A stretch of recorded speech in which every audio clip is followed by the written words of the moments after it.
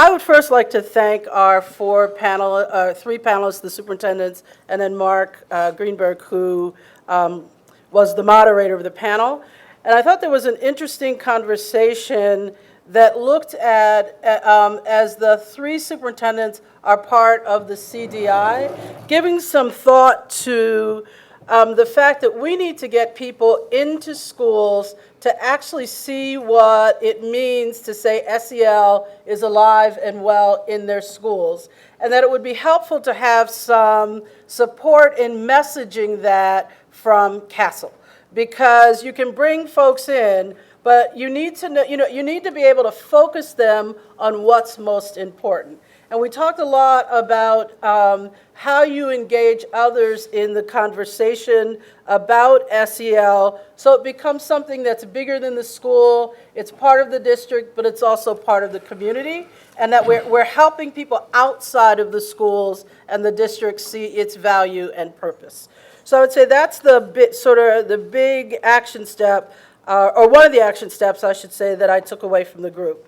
But then I had a couple of things that I wanted to add, because they asked us to think about this beforehand. One of the things for me that I've been thinking about a long time is we're asking teachers and principals, superintendents, to make themselves vulnerable in public. Because when you ask people to change, that's not just an intellectual exercise. That is also an issue that asks you to show your warts. Right? Because when you're trying something new, you've got to be able to make mistakes so that you can learn and get better. So one of the things that there were a couple of things that I thought we should be thinking about. One is, as the tools are being developed, I think it's not just important to give people tools in the same old way that we usually give you the program.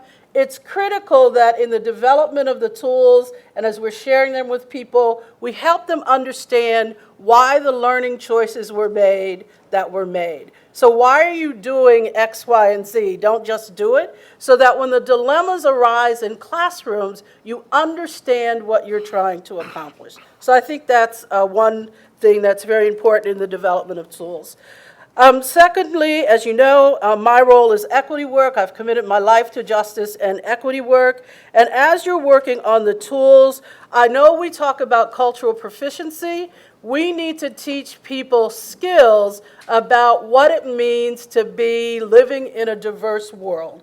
And for me, that's about how do you welcome a stranger and how can you be a stranger when you feel like you don't know what to do. And that's a skill set that I think needs to be deeply embedded in SEL. And then the third thing for me would be engaging the parent and community. Parents need to know why we're doing this and that we're not going to be stealing their kids and indoctrinating them into ways of being in the world that are different than the way they see the world. And that sounds small, but every time we introduce something new in schools, parents are afraid we're stealing their kids' minds. And we have to really pay attention to how do we help them learn the skills, and then how do we help them assist their children in learning the skills. So I will stop there.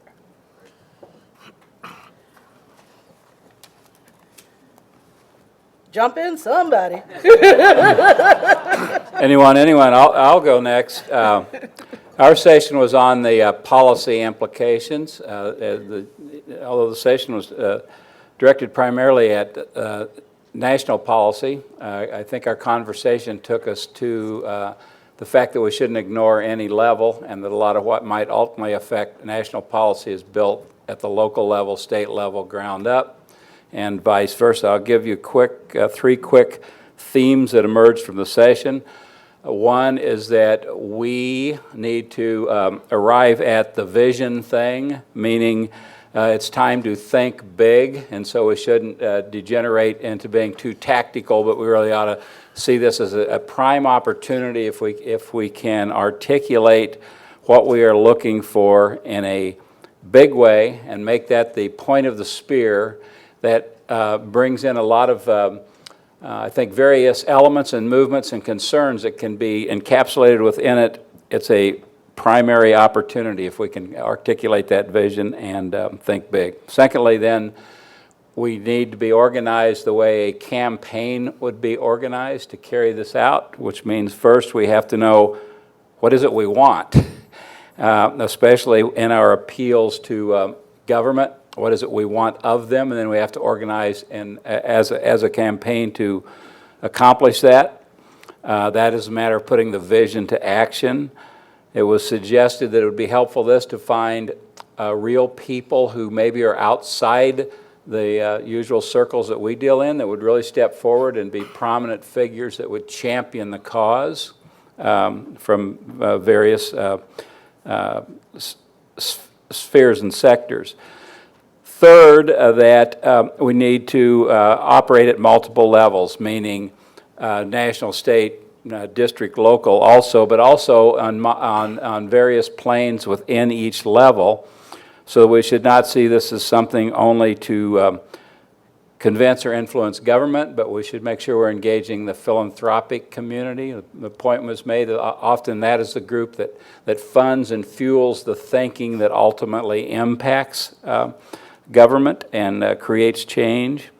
So it's a matter of not only having a strategy at each level, but having a strategy that impacts and brings together various sectors within each level.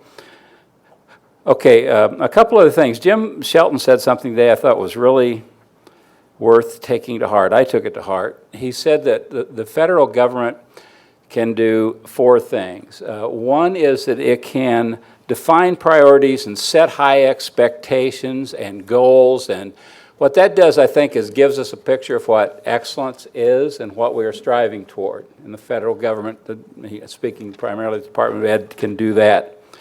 Secondly, it can then recognize and shine a spotlight on those pockets of excellence that are meeting up to those expectations and goals that the feds have articulated. Third, he says that the Department of Education he was speaking of can support at each level schools and districts and states as they try to reach toward those goals and priorities and expectations. And fourth, he said you can apply a certain accountability to kind of rid the system of those that are far off from the expectations and the goals and are actually doing damage to kids or communities. So he stacked those four. And then he said the thing that we know we're not very good at is the one of supporting those that are striving to reach to the goals. And I thought that was worth keeping in mind, because probably we're dealing a lot in the realm now of trying to define the priorities, the expectations, the goals. We're certainly at this event, we're shining a great light on those that are meeting them, those pockets of excellence. And that third level, how we support those that are striving toward it, seems worthy of our attention as we're looking for what could national policy support. And it's an area that Jim Shelton pointed to, that he thinks that that's an area of weakness for the department. And I want to end real quickly by saying that most of you are aware that in the last couple years, the Department of Ed basically, instead of waiting for Congress to reauthorize the Elementary and Secondary Education Act, let states apply through a waiver process for flexibility in their state plans. And so most of the states have now have approved flexibility plans. In that language and guidance that came out from the department to states,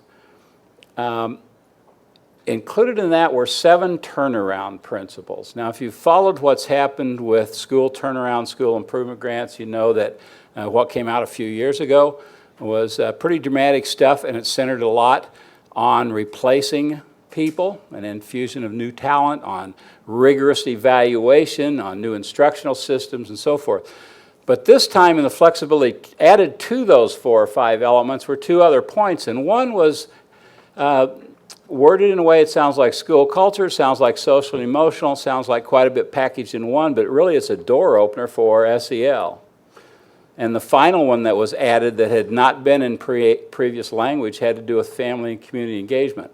I think those 2 things are there because Roger Weisberg and several others of you had conversations with people at the Department of Education in between the time they came out with the first turnaround language and the time they came out with the language in this flexibility application.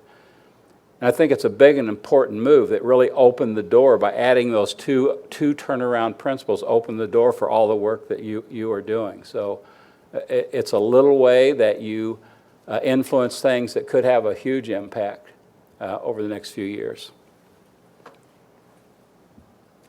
All right, I'll go next. Our group was looking at the integration of SEL and Common Core. And I think I'll just say, instead of the word Common Core, I'm going to just talk about good instruction, right? For all kids, regardless of the zip code that they're in. Because we don't really know what the future of the Common Core will be. We know that districts are gearing up to have to, teach those Common Core standards. But I just want to highlight, I think we had a bit of a discussion in our group, that in the end of the day, we want to make sure that we're preparing our teachers to be really delivering outstanding instruction for all kids. And so when we think about how do we really merge or integrate SEL and good instruction, what does it look like, right? I think the number one recommendation is that we would like to have new media examples of what quality instruction and SEL look like in practice. So whether it's video, whether it's other new media, whether it's online, just examples, or it could be stories. But we really felt a need in our group to be able to feel, see, touch, know what it looks like when we're integrating instruction and SEL. And I think we really concluded that the richness of storytelling, which is what we heard Jim Shelton say, can really give us some lasting pictures of what this can look like in practice. Another idea that came out that I think is really a significant one is embedding SEL and Common Core in pre-service. So really taking a look at pre-service. And the suggestion was to take the CASEL districts and really connect to the pre-service programs in those areas, in the geographic area, so that the districts in the room could be recruiting the kind of candidates that they ultimately want and need to ensure all kids get high-quality instruction and SEL. And one of the colleagues in the room suggested that it's a reciprocal relationship, but it's a good way to also put some pressure on some of the IHEs that may need a little encouragement.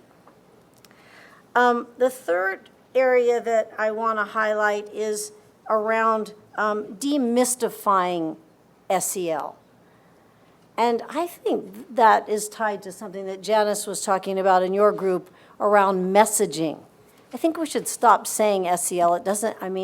What do we really mean? What do we expect? This is to get kids to have a fabulous life, get to college, have a great career, whatever those pieces are. I think it's in support of that to facilitate learning so that all kids get a better life. And I think that, sort of the pictures, the stories, the examples, they can all help fortify the kind of communication we use.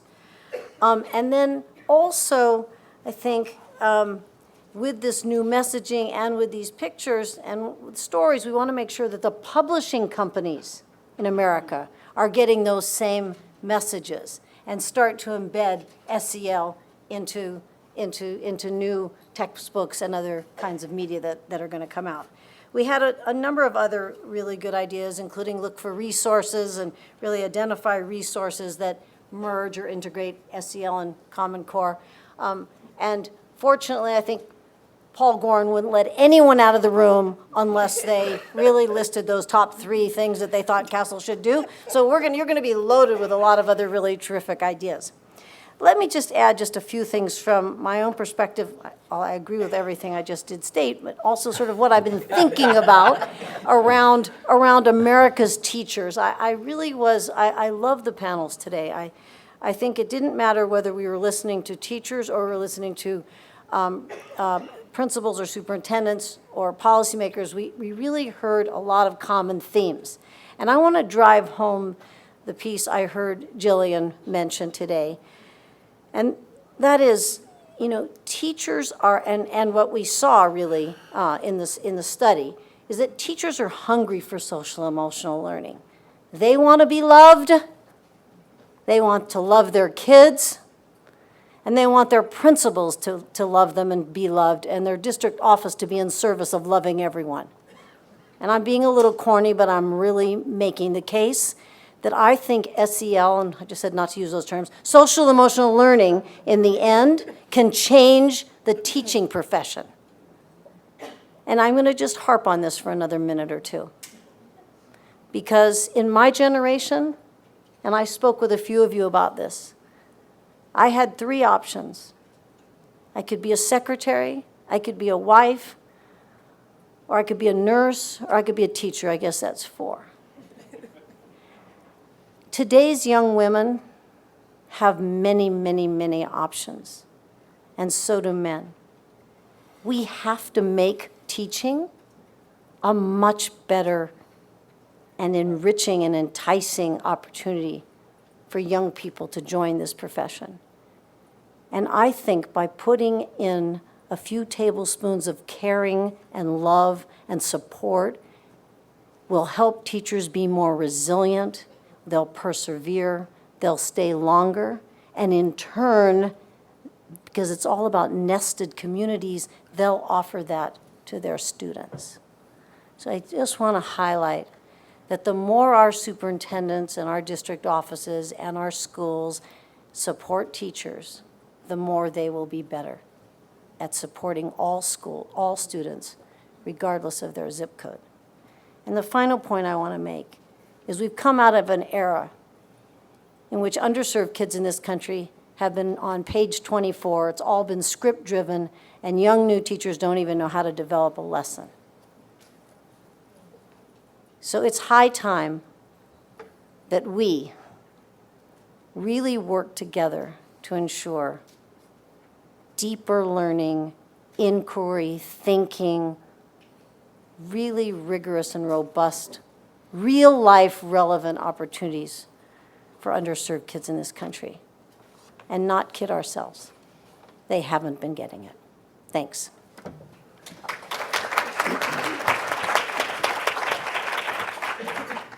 I'm going to do my presentation standing up. I've been sitting all day, and gives me a little better view of everyone. I'm Dave Esquith. I'm the director of the Office of Safe and Healthy Students, and I thought what I'd do is kind of give you a kind of rewind on why I'm up here today and how I ended up kind of making this presentation. And it began unfortunately, on December 14th, the day of the Newtown shooting. I was downtown talking to our OMB examiner, and I got a call from Arnie's office explaining what had happened, and there was a conference call with the leadership of the department talking about what we were going to do. Over the course of, so that was December 14th, over the course of the next 3 weeks, I worked on a team at the department who worked with other agencies, and particularly the Vice President's office, to develop the plan that is called Now is the Time. In the rollout to Now is the Time, there was a meeting, there were a number of meetings at the White House for different stakeholder groups, and I happened to be sitting next to Tim Schreiber, who was invited and participated in a group on mental health services, as I recall. In the course of our talking, I mentioned to Tim that one of the things the department was considering as part of its plan for Now is the Time, one of the buckets, was to improve school climate. And that one of the experiences the department has had, as many of you know, is that the department has made a big investment in PBIS and over the years, and that this was, to our mind, a very promising framework that, if scaled up, would be a great vehicle for the implementation of a wide range of evidence-based practices, including SEL, including restorative justice, including any number of interventions that were evidence-based and effective and could improve school climate. Tim said, you know, we need to talk about this. There's a lot of misunderstanding out there. There's a lot of kind of unnecessary tension between folks in one camp or another camp, and that we're all on the same page, and why don't we talk about this? And we did. In the course of developing Now is the Time, we came up with 4 buckets. School climate was one of them, and I'm going to get back to that. I'm also going to mention that I'm the parent of 2 first graders. That the whole experience of Newtown has been both very personal and professional for me. I was in Connecticut on January 7th to do a symposium on emergency management planning. There were 1,000 people there. There were principals, there were superintendents, there were school board members, there were parents. My office is being flooded with the requests on emergency management planning. We're coming out with guides. I had to beg the Vice President's office to let me go to this meeting today because they're back in Washington getting these guides out by the end of, that are supposed to be out by the end of May, and I think there'll be a big rollout in June on this. The other 3 buckets are emergency management planning, school climate, as I mentioned, mental health services, and school safety. One of the insights that this administration has in terms of a response to Newtown was that you have to address all of these things in order to create school environments that are safe and secure and give kids the proper conditions for learning. In the guide that we're developing for K-12, as well as for institutions of higher education and houses of worship, there will be a section on active shooters. This has been an education for me, working with the FBI, working with Homeland Security, working with the Department of Justice on helping schools prepare for something as tragic as that. You will see in that guide that social and emotional learning is mentioned, is referenced as a way of improving school climate. We know that in studies of active shooters, in many cases, other students in that school had information which, had they provided that information to adults in that school, might have prevented the school shooting. What was missing was a sense of trust, a climate that they could go to an adult and share that information, and that a positive result would occur. We're trying to improve school climate. The issue of mental health services is also critical in this regard. We know that many of the active shooters are essentially committing suicide in the course of their committing this awful violence against their peers and colleagues. Improving mental health services within the school, improving school climate, and then this issue of school safety came into play. And I'm going to get back to the group I was in, but one of the interesting things, it said Now is the Time, there's $150 million proposed in 2014 that will be run out of the COPS office of the Department of Justice that provides money for school resource officers, for safety equipment, for school counselors, school psychologists, and social workers. So there's a recognition on the part of the administration that in order to improve school safety, you have to give school systems the flexibility to decide for themselves what are their needs. How can they make their school safer? One school may need a school resource officer. I've been in schools where there's a need for school resource officers. Before Newtown, in some regards, school resource officers were considered an issue for the department because of the epidemic of suspensions and expulsions that we were having and people associating that with school resource officers. Arnie and I went to a middle school in the Southeast about a month ago, and sat down with 7 middle schoolers, and Arnie said, how many of you know someone who's been shot? And all of them raised their hand. Many of them had seen people being shot.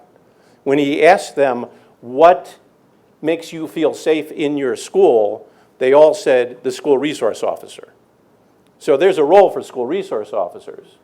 But in my kids' school, Sally and Daisy in Bethesda, Maryland, if you ask me, do we need a school resource officer, or do we need a reading specialist, or do we need a social worker, the school resource officer would be way down on the list.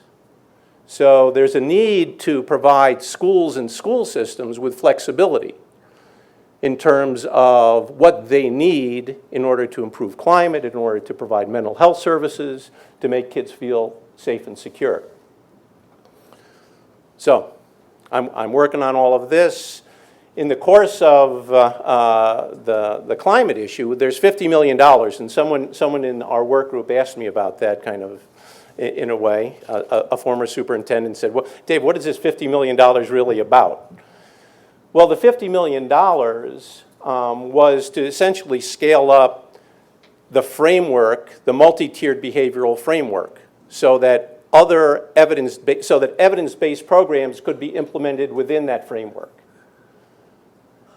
What I heard in the work group was an earnest effort to figure out how do we all pull together on this? How do we all kind of take our different expertise and views and bring it so that we're talking with one voice? Because when I first proposed the $50 million for the multi-tiered behavioral framework, one of the reactions that I got was, you can't call it that because then this group will object. You can't give too much information about what it's about because this group will come out of the woodwork and say, no, that's not what we want. We want X. And so it's a lesson for us all that we all pull in the same direction. I know that there have been presentations today by a group of superintendents who are talking about the wonderful things that you're doing. And I want you to know that the folks at the department, and I appreciate the comments of our new Deputy Secretary, we sincerely, what we're trying to do is provide you with tools and assistance, and appreciate what you do every day to improve the quality of the school environment and the instruction. When I was listening to our group talk this afternoon, what was going through my head was, hurry up. You know, we all need to be pulling in the same direction very quickly. It's no secret to anybody in the room that Congress is fairly dysfunctional these days. Nothing's getting done. That will pass. It's just a matter of time before that will pass. When something is able to get done, it'll be very important that all of us who advocate for kids, for students, for better school climates, better mental health services, better safety, better emergency planning, are all on the same page, so that we don't have these discussions about, you have to worry about this group and that group, when we're all on the same team. So, thank you very much for allowing me to be here. I appreciate it.